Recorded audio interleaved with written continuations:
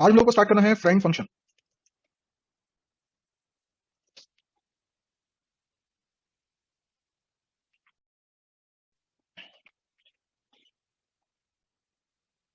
So friend function is a function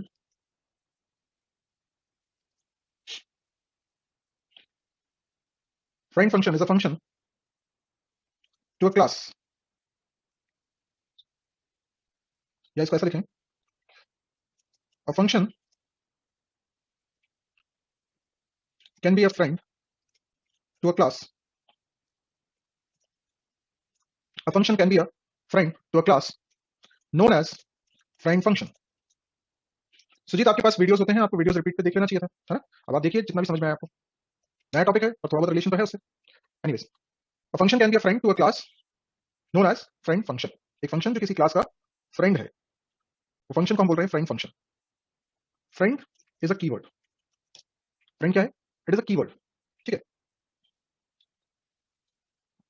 friend function can access any member of the class to which it is a friend। जो friend function होता है वो जिस class का friend होता है उस क्लास के किसी भी मेंबर को एक्सेस कर सकता है। A function is not a member of the class to which it is a friend। अगर कोई फंक्शन किसी क्लास का फ्रेंड है तो उस क्लास का मेंबर तो कतई नहीं हो सकता। तो दोनों बातें तो हो नहीं सकती कि वो किसी क्लास का फ्रेंड भी हो और मेंबर भी हो, नहीं हो सकता, है ना? तो कोई फंक्शन अगर किसी क्लास का फ्रेंड है तो उस क्लास का मेंबर तो कतई नहीं। अभी थोड़ी देर के लिए हम बात करते हैं दो फंक्शंस की, member function and non member function. किसी भी क्लास का मेंबर फंक्शन स्पेशल इस हिसाब से है उस क्लास के लिए कि वो अपनी ही क्लास के किसी भी मेंबर को डायरेक्टली एक्सेस कर सकता है, चाहे वो प्राइवेट हो, चाहे प्रोटेक्टेड हो, चाहे पब्लिक हो। नॉन मेंबर फंक्शन क्लास के केवल पब्लिक मेंबर को एक्सेस कर सकता है, वो भी ऑब्जेक्ट बनाने के बाद, ऑब्जेक्ट डॉट लगाकर। प्राइवेट और प्रोटेक्टेड मेंबर को तो एक्सेस कर ही नहीं सकता। तो मेंबर फंक्शन और नॉन मेंबर फंक्शन में फर्क है। फ्रेंड फंक्शन ऐसा नॉन मेंबर फंक्शन है जिसको मैंने किसी क्लास का फ्रेंड बना दिया है। मतलब एक नॉन मेंबर फंक्शन, एक नॉन मेंबर फंक्शन एक नॉन मेंबर फंक्शन को मैं किसी क्लास का फ्रेंड बना देता हूं तो ये उस क्लास के प्राइवेट, प्रोटेक्टेड, पब्लिक तीनों तरह के मेंबर्स को एक्सेस कर लेगा, क्योंकि ये उसका फ्रेंड है, उसका मेंबर नहीं है तो नॉन मेंबर। और बाकी नॉन मेंबर के कंपैरिजन में इसे थोड़ा ज्यादा अधिकार मिले हुए हैं क्योंकि ये उस क्लास का फ्रेंड है। समझ में आई क्या बात? ओके, हम लोग क्या करते हैं, एक छोटा सा एग्जांपल और लेते हैं। मैं यहाँ पर एक और क्लास बनाता हूँ, एक और फाइल बना रहा हूँ। इसका नाम रख लेते हैं टेस्ट डॉट सीपीपी। इसके अंदर मैंने लिखा hash include conio dot H hash include iostream using name space std। Class बना रहा हूँ टेस्ट नाम की। क्लास के अंदर मैंने बनाए कुछ प्राइवेट वेरिएबल्स, जैसे ए और बी बना देता हूँ। इन वेरिएबल्स को एक्सेस अभी तक केवल मेंबर फंक्शन ही कर सकते थे, जैसे कि मैंने बनाया void set data और इसमें मैंने x और y वेरिएबल्स बना दिए और a में x की वैल्यू और b में y की वैल्यू रख दी। वैसे ही मेंबर फंक्शन मेन फंक्शन के अंदर मैंने टेस्ट क्लास का ऑब्जेक्ट बना दिया t1। t1 dot set data को कॉल किया, कुछ वैल्यू पास करी तो ये इसके अंदर सेट भी हो गई, ए और बी में चली गई। सेट डेटा ए और बी को एक्सेस कर पा रहा है, कोई ताज्जुब की बात नहीं है, क्योंकि set data is a member function, वो अपनी ही क्लास के प्राइवेट मेंबर को एक्सेस कर सकता है। कोई कोई दिक्कत नहीं होनी चाहिए किसी को इसमें। मैं ये चाहता हूं कि एक फंक्शन है f1 और ये function definitely non member function है, सभी को समझ में आ रहा होगा। क्लास के बाहर बनाया है, कोई मेंबरशिप लेबल भी नहीं लगाया। इसके अंदर अगर मैं ए और बी को एक्सेस करना चाहूं तो मुझे इस फंक्शन को या तो मेंबर बनाना था या मैं इसे फ्रेंड बना सकता हूं। पर नॉन मेंबर फंक्शन तो टेस्ट क्लास वाले ए और बी को एक्सेस नहीं कर पाएंगे। लेट अस सपोज मुझे ए और बी को एक्सेस करना है f1 के अंदर, तो f1 को अगर मेंबर नहीं बनाया तो मैं फ्रेंड बनाऊंगा। अब अगर फ्रेंड बनाते हैं तो फ्रेंड कैसे बनाते हैं? फ्रेंड बनाने के लिए ये f1 फंक्शन जिस क्लास का फ्रेंड होगा उस क्लास में इसका डिक्लेरेशन होगा। जिस नॉन मेंबर फंक्शन को तुम किसी क्लास का फ्रेंड बनाना चाहते हो तो उसकी क्लास में उसे डिक्लेयर करोगे और डिक्लेयर करते वक्त फ्रेंड कीवर्ड का इस्तेमाल करोगे। कैसे? Friend void f1। ये हो गया इसका डिक्लेरेशन कंप्लीट। इस तरीके से आप किसी फ्रेंड फंक्शन को कर सकते हो डिक्लेयर। ठीक है। Friend function needs to be declared in the class to which it is a friend.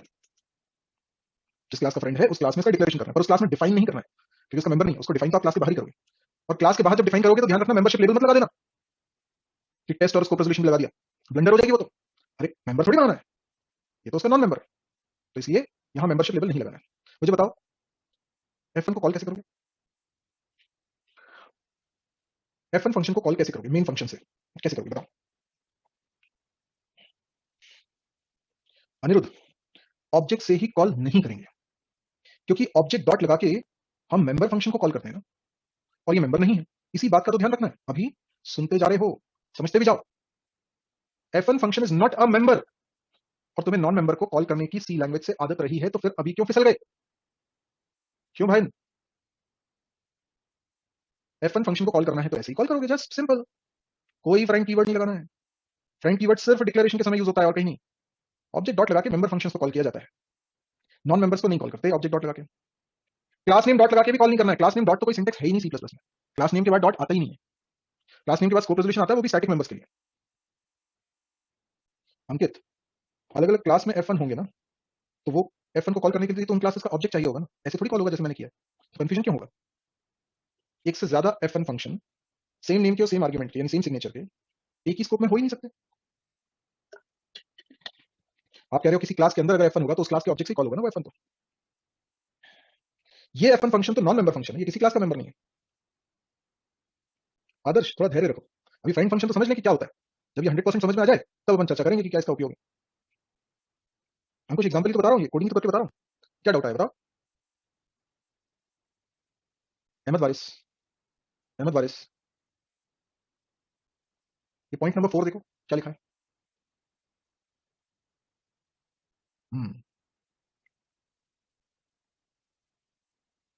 Set data और शो डेटा इसी में हो जाएगा। मैं ये नहीं कह रहा हूँ पुलकित, मैंने तो एक सिंपल सी बात बोली है कि ये एक फंक्शन है और ये इस क्लास का फ्रेंड है, क्योंकि मैंने फ्रेंड कीवर्ड के साथ इस फंक्शन का क्लास के अंदर करा है डिक्लेरेशन, और क्योंकि ये नॉन मेंबर फंक्शन है इसको एक नॉर्मल फंक्शन की तरह कॉल कर रहे हैं, ऑब्जेक्ट डॉट लगा के कॉल नहीं करना है। That's it. अब इसके अंदर मैंने अगर लिख दिया हेलो, तो स्क्रीन पे क्या प्रिंट होगा? हेलो प्रिंट हो गया। कोई डाउट है किसी को? समझ में आया? तो F1 फंक्शन चल गया, तो F1 फंक्शन ऐसे ही कॉल होगा। लेकिन फ्रेंड फंक्शन की खास बात क्या है? फ्रेंड फंक्शन की खास बात क्या है? हेलो तो कोई भी नॉन मेंबर फंक्शन प्रिंट करा ही लेता। F1 क्या स्पेशल कर सकता है? वो क्लास के मेंबर्स को एक्सेस कर सकता है। तो अगर कोई फ्रेंड जिस क्लास का फ्रेंड है उसके मेंबर को एक्सेस ही नहीं करा, तो उसका फ्रेंड होने का कोई मतलब ही नहीं है। क्या फायदा फिर उसके फ्रेंड होने का? क्या फायदा? मतलब मैं यहां लिख दूं sum is a plus B, अब बोलो क्या आउटपुट आएगा? आदर्श, इसलिए मैं कह रहा हूं आप धैर्य रख के सुनो, पहले समझो। बहुत जल्दी आप इसके यूजेज के बारे में परेशान हो रहे हो। मैं कह रहा हूं अभी जो बताया पहले उसको ध्यान से सुनो। बल्कि तो आप भी ध्यान से नहीं सुन रहे हो, सदफ आपने भी ध्यान से नहीं सुना। आकृति आपका भी गलत है। गार्बेज का एडिशन क्यों होगा भाई? अभी पटेल, क्यों चिराग, विकी पंडित, कैलकुलेशन मिस्टेक कर रहे हो। शिवा, नमन, उमंग, कुणाल, आप लोगों का गलत है आंसर। अभिषेक राणा आपका भी गलत है। शिवांगी आपका भी गलत है। नयन आपका भी गलत है। देखो भाई, इसमें आएगी एरर। एरर इसलिए आएगी क्योंकि F1 फंक्शन के अंदर कोई भी a और b नाम के वेरिएबल्स एग्जिस्ट नहीं करते हैं। बताओ F1 के अंदर कोई a और b नाम के वेरिएबल हो तो फिर वो a और b को कैसे एक्सेस कर रहा है? a और b नाम का तो कोई वेरिएबल है ही नहीं ना F1 के अंदर, तो फिर वो a और b को एक्सेस कर रहा है, तो कौन से a और b है भाई? क्लास में जो a और b बने हैं वो तो इंस्टेंस मेंबर वेरिएबल है शायद, अगर मैं गलत नहीं हूं तो। क्लास में जो a और b हैं वो तो इंस्टेंस मेंबर वेरिएबल है ना। सयान, तुम तो अलग ही ट्रैक पे जा रहे हो, ध्यान से सुनो बेटा। हम किस a और b को एक्सेस करना चाह रहे हैं? हम कौन से a और b को ऐड करना चाह रहे हैं? जो क्लास में बने। क्लास में कोई a और b नहीं बने। क्लास में बनते हैं क्या वेरिएबल? क्लास में तो सिर्फ डिक्लेरेशन हुआ है। अगर क्लास में वेरिएबल बन जाते तो मेन फंक्शन में T1 ऑब्जेक्ट में बनाते ही नहीं। तो क्लास में तो कोई a और b नहीं बने। a और b तो इंस्टेंस मेंबर वेरिएबल है, अगर मुझे सही से समझ में आ रही है। आफ्ताब, तुमको क्या डाउट हो गया बेटा?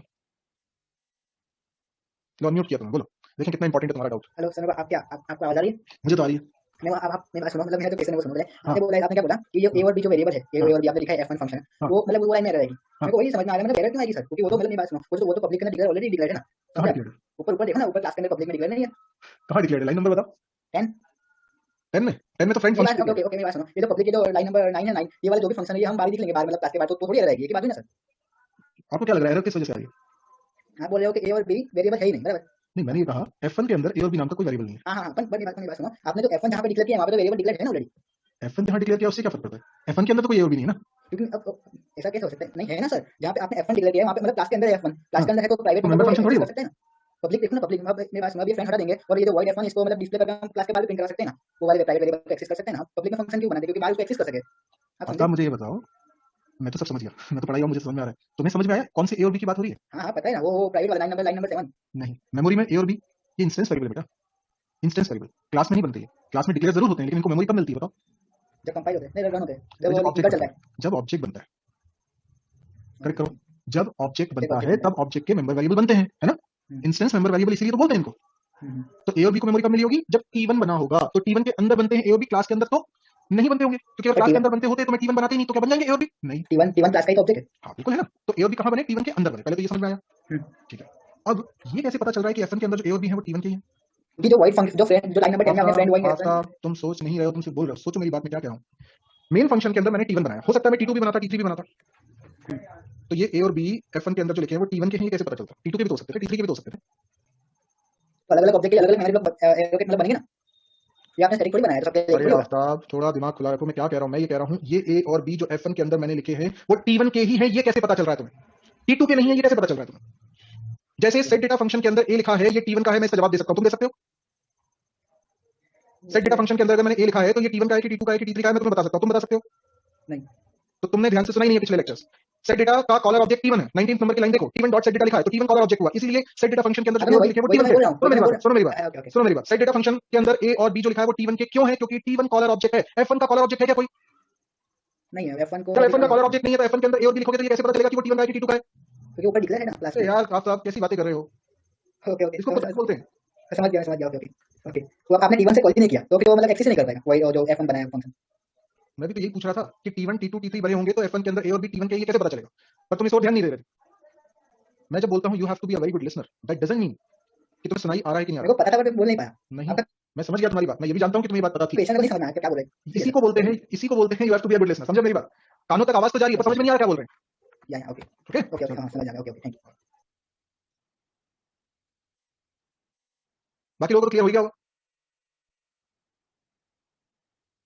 चलो बढ़िया, तो अब मुझे बताओ ये ए और बी एफ वन एक्स, देखो हम लोग क्या करते हैं, हम लोग समझते नहीं इस बात को। एफ वन क्लास का फ्रेंड है तो क्लास के प्राइवेट डेटा को एक्सेस करने का अधिकार है, that is okay, that is true. लेकिन भाई ये भी तो पता चलना चाहिए ना कि जो ए लिखा है वो टी1 का है कि टी2 का है कि टी3 का, ये नहीं पता चलेगा तो फिर कौन सा है वो, फिर कौन सा बी है वो, ये तो पता चलना चाहिए। मेंबर फंक्शन में तो कॉलर ऑब्जेक्ट के कारण पता चल जाता था, क्योंकि मेंबर फंक्शन का कॉलर ऑब्जेक्ट होता है। फ्रेंड फंक्शन क्योंकि मेंबर नहीं है उसका कॉलर ऑब्जेक्ट नहीं होता, तो वहां जो कॉलर ऑब्जेक्ट मिसिंग है तो फिर ये तो पता नहीं चलेगा ना कि ये ए और बी किसके। तो मेरे पास दो तरीके हैं इस प्रॉब्लम को सॉल्व करने के। या तो मैं एक ऑब्जेक्ट यहां बनाऊं, time class sorry test class का ऑब्जेक्ट यहां बनाऊं और फिर लिखूं T dot A T dot B, है ना? एक तो तरीका ये, ऐसा कर सकते हैं, ऐसा कर सकते हैं। पर ऐसा करने में नुकसान क्या है कि ये F1 का लोकल हो जाएगा, कौन? टी। टी जो है वो F1 फंक्शन का लोकल ऑब्जेक्ट हो जाएगा। तो तुम F1 फंक्शन को कितनी भी बार कॉल करोगे हमेशा ये टी बनेगा और उसकी ए और बी जुड़ेगा। तो मैं F1 फंक्शन को क्यों कॉल करूंगा भाई? F1 मेरे किस काम का? मेरे तो किसी काम का नहीं हुआ, वो अपना ही टी बना के और उसके ए और बी को ऐड कर रहा है, this is not my requirement. मैं F1 को कॉल कर रहा हूं इसलिए ताकि वो मेरे टी1 के मेंबर्स पे काम कर सके, ये कुछ टास्क होगा ना। तो मैं F1 को कॉल कर रहा हूं तो मैं चाहूंगा कि मेरे टी1 ऑब्जेक्ट को के ऊपर ऑपरेशन परफॉर्म करे। तो दूसरा तरीका ये हो सकता है, दूसरा तरीका ये हो सकता है कि मैं इसमें एक आर्ग्यूमेंट बनाऊं और यहां से टी1 पास कर दूं। ऑब्वियसली डिक्लेयर करते वक्त भी आपको ध्यान रखना पड़ेगा। ये तरीका ज्यादा बेटर इसलिए लग रहा है क्योंकि मेरे पास एक फ्रीडम है, ये एक यूटिलिटी बन गई कि F1 मैं जिस ऑब्जेक्ट के ऊपर काम करवाना चाहता हूं उस पर काम करेगा। So what is the difference between set data and F1? Set data में कॉलर ऑब्जेक्ट होता है, उस ऑब्जेक्ट के मेंबर्स को सेट डेटा डायरेक्टली एक्सेस कर लेता है। F1 में कॉलर ऑब्जेक्ट नहीं है, तो वो ऑब्जेक्ट की कमी हम आर्ग्यूमेंट के रूप में पास करके पूरी कर रहे हैं और फिर F1 फंक्शन के अंदर ऑब्जेक्ट डॉट लगा के ही हम मेंबर्स को एक्सेस कर सकते हैं। लेकिन ध्यान दो, टी डॉट ए लगा पाना भी इसलिए पॉसिबल है क्योंकि F1 फ्रेंड है। तो मेन फंक्शन के अंदर टी1 डॉट ए नहीं लिख सकते, मेन फंक्शन के अंदर टी1 डॉट बी नहीं लिख सकते, लेकिन F1 के अंदर T dot A T dot B लिख सकते हो क्योंकि F1 फ्रेंड फंक्शन है। तो friend function can access any member of the class to which it is a friend but not directly, only with the help of object and dot operator. Friend function can access any member of the class to which it is a friend but not directly as member functions can do, but can access using object and dot operator. समझ में आया? हाँ, जो कभी collar object हुआ करता था उसे आर्गुमेंट के रूप में पास करो। मेन फंक्शन को फ्रेंड नहीं बना सकते। ठीक है, समझ में आया? देखो ये आर्ग्यूमेंट पास करना कोई कंपलसरी नहीं है, पर हमें समझ में आ रहा है ना कि आर्ग्यूमेंट रहेगा तो ये मीनिंगफुल बनेगा, तब तो ये कोई यूटिलिटी होगी, जनरलाइज यूज हो पाएगा इसका। ठीक है ना? अच्छा, अब ये समझ में आ गया कि फ्रेंड फंक्शन क्या होता है, फ्रेंड फंक्शन का डिक्लेरेशन कहां करते हैं, डिफाइन कैसे करते हैं, फ्रेंड फंक्शन में क्यों अक्सर हम आर्ग्यूमेंट के रूप में ऑब्जेक्ट पास कर रहे होते हैं जिस क्लास का वो फ्रेंड है, क्यों हम फ्रेंड फंक्शन को कॉल करते वक्त ऑब्जेक्ट डॉट नहीं लगा रहे हैं, ये सारी बातें समझ में आ गई। बिल्कुल, फ्रेंड फंक्शन से आप सेट डेटा को भी कॉल कर सकते हो, लेकिन कैसे लिखोगे, टी डॉट सेट डेटा, है ना? ऑब्जेक्ट डॉट, किसी भी मेंबर को ऑब्जेक्ट डॉट करके ही एक्सेस कर पाओगे। अगर हम ऑब्जेक्ट पास नहीं करेंगे तो फिर F1 फंक्शन के अंदर मुझे कोई ऑब्जेक्ट क्रिएट करना पड़ेगा, भाई बिना ऑब्जेक्ट डॉट लगाए तो मैं मेंबर्स को एक्सेस कर नहीं सकता, वो ऑब्जेक्ट लोकल ऑब्जेक्ट होगा, है ना, या फॉर्मल आर्गुमेंट में लोकल बनाया होगा जो एक्चुअल आर्गुमेंट का डेटा रिसीव कर रहा होगा समहाउ। बिल्कुल नमन।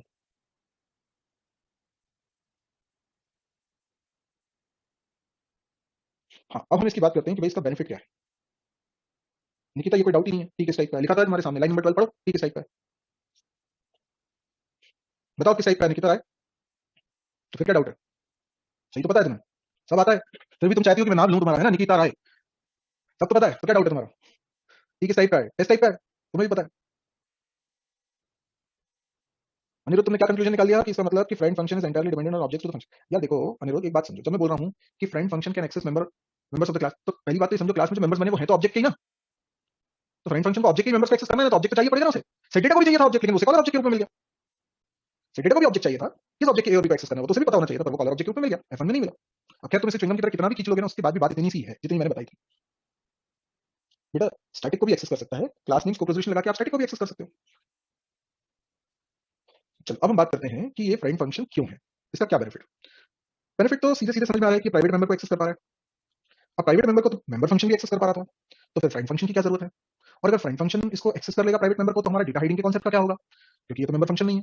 तो पहली बात समझो, डेटा हाइडिंग का कॉन्सेप्ट इसीलिए ब्रेक नहीं हो रहा है क्योंकि क्लास बनाने वाला अगर फ्रेंड फंक्शन का डिक्लेरेशन क्लास के अंदर नहीं करेगा तो कोई फंक्शन अपनी मर्जी से थोड़ी क्लास का फ्रेंड बन जाएगा, जो क्लास की कोडिंग करेगा वो अगर अलाउ करेगा, फ्रेंड फंक्शन का डिक्लेरेशन करेगा, तो ही कोई फंक्शन फ्रेंड बन पाएगा। अब मान लो मैं कोई क्लास बना रहा हूं और मुझे लग रहा है कि उसकी एक फंक्शनैलिटी तुम डिफाइन कर दो, ठीक है, तो मैं उसे बनाऊंगा फ्रेंड, तो डेफिनेटली हमारे बीच में कोई कम्युनिकेशन होगा, तो वहां पे जो तुमको लिबर्टी मिल रही है, जो तुम्हें पावर मिल रही है, वो कम्युनिकेशन हो पा रहा है इसलिए मिल रही है। तो ये कोई डेटा हाइडिंग के कॉन्सेप्ट को ब्रेक करना नहीं है, हालांकि कई सारे लोग इसको ऐसा मानते हैं, और इसीलिए फ्रेंड फंक्शन का कॉन्सेप्ट जावा में नहीं। तो it is just a matter of perception. देखो कोई रूल किसी कंट्री में एक कानून होता है और दूसरी कंट्री में वो अलाउड है, होता ही नहीं होता, तो सही और गलत जैसा कुछ नहीं है, it is just a matter of perception. C plus plus की कम्युनिटी वालों को फ्रेंड फंक्शन यूजफुल नजर आता है, जावा कम्युनिटी वालों को यूजफुल नजर नहीं आता, उन्हें ये प्रॉब्लमेटिक नजर आता है। तो सी प्लस प्लस में अगर फ्रेंड फंक्शन है तो उसके रीजंस भी हैं, और जावा कम्युनिटी वाले नहीं मानते कि फ्रेंड फंक्शन की कोई जरूरत पड़ेगी, तो उसमें नहीं है। ऐसा तो है नहीं कि कोई प्रोग्राम फ्रेंड फंक्शन के बिना बन ही नहीं सकता, ऐसा बिल्कुल नहीं है, वरना जावा में भी ये कॉन्सेप्ट होगा, हर काम को करने का कोई ना कोई अल्टरनेटिव लैंग्वेज में भी होगा, इसलिए उसमें जरूरत नहीं है। लेकिन फिर भी अगर हम इंडिपेंडेंटली सोचें तो सी प्लस प्लस में फ्रेंड फंक्शन बनाने का क्या फायदा है, मैं इसके 3 फायदे आपको बता सकता हूं सिलसिलेवार, लेकिन हर फायदे को समझाना पड़ेगा।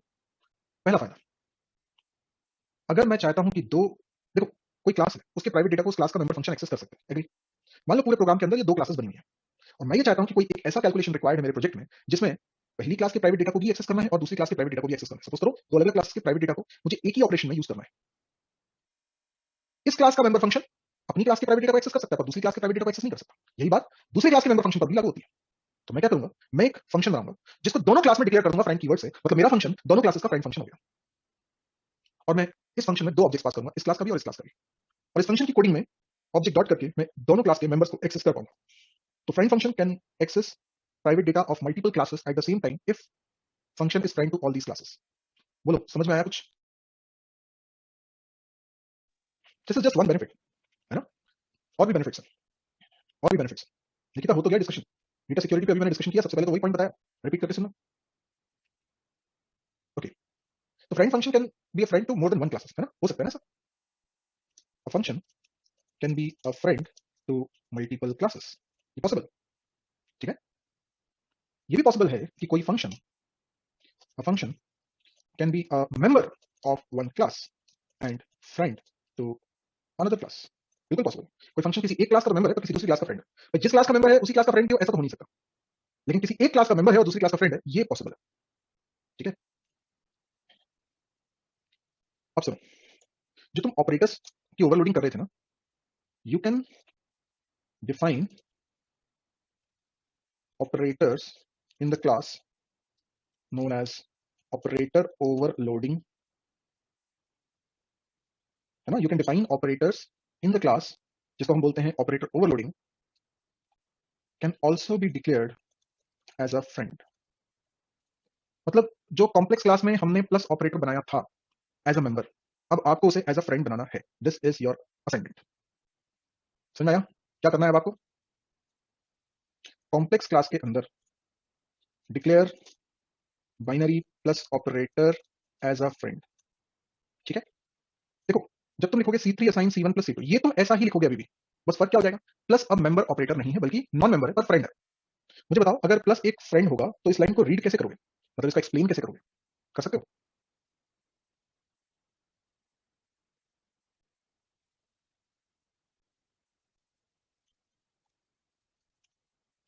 ऋतिक साहू अनम्यूट किया है। Good sir. Good evening Hrithik, इस लाइन को एक्सप्लेन करके बताओगे? सर C1 ऑब्जेक्ट ने प्लस ऑपरेटर को कॉल किया और तुमने सुना नहीं शायद मैंने क्या बोला? सर और एक बार बोलिए थोड़ा। मैंने बोला था कि प्लस को एज अ मेंबर नहीं बनाया गया है, एज अ फ्रेंड बनाया गया है। अब इस लाइन को एक्सप्लेन करो। सर एज आर्गुमेंट तो पास कर सकते हैं ना, मतलब एक जो फ्रेंड फंक्शन है C2 टाइप का। हाँ कर सकते हैं। सर उसका क्लास में पब्लिक में लिखेंगे फ्रेंड कोडिंग नहीं पूछा, कोडिंग नहीं पूछा, मैं तो बस C3 assign C1 plus C2 ये लाइन को एक्सप्लेन करने को कह रहा हूँ।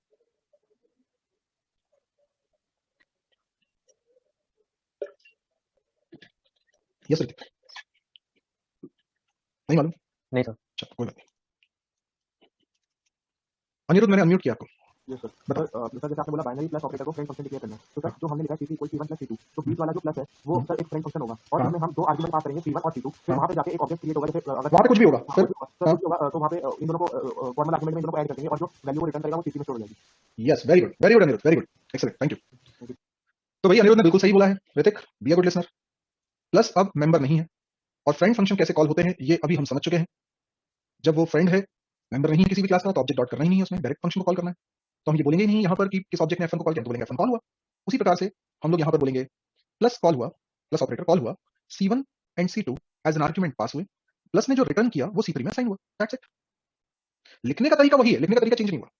हालांकि तुम इस चीज को अगर दूसरे तरीके से लिखना चाहो तो ऐसे भी लिख सकते हो, ऑपरेटर प्लस C1, C2।